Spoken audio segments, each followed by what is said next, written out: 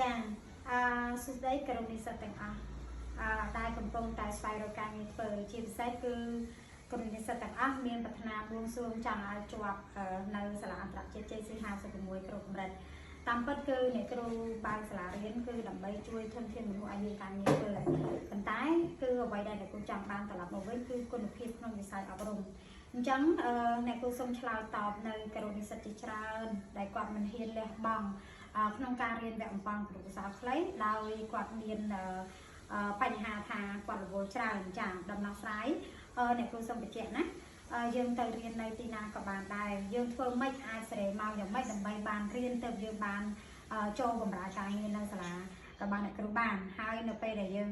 បានចាប់វគ្គអំបងគ្រូសាស្ត្រខ្លីឬក៏មានសញ្ញាបត្រយើងគឺជាបុគ្គលិកពេញសិទ្ធិរបស់សាលាអស់មួយជីវិតឧទាហរណ៍ថាថ្ងៃណាមួយយើងរវល់ឬក៏ខែណាឆ្នាំណាយើងបានបរិញ្ញាបត្រដោយ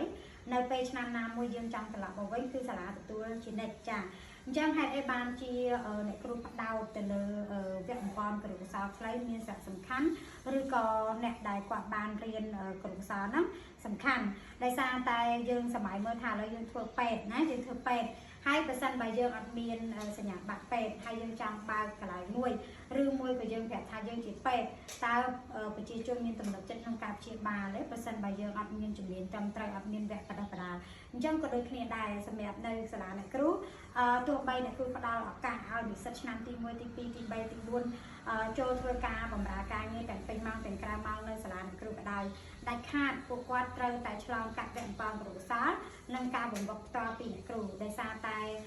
ការពង្រឹងគុណភាពនេះគឺអ្នកគ្រូបានបញ្ចូលកម្មវិធី2គឺ Grade A និង Grade A ជំនាន់ថ្មី Grade A ជំនាន់ថ្មីគឺជាកម្មវិធីសិក្សាដែលយើងបញ្ចូលក្នុងកម្មវិធី Three Money និងកម្មវិធីបំណិនជីវិតចាកម្មវិធី Three Money គឺជាកម្មវិធីមួយដែលតម្រូវឲ្យសិស្សចាគាត់ចេះសន្សំលុយចេះដឹងពីផែនការ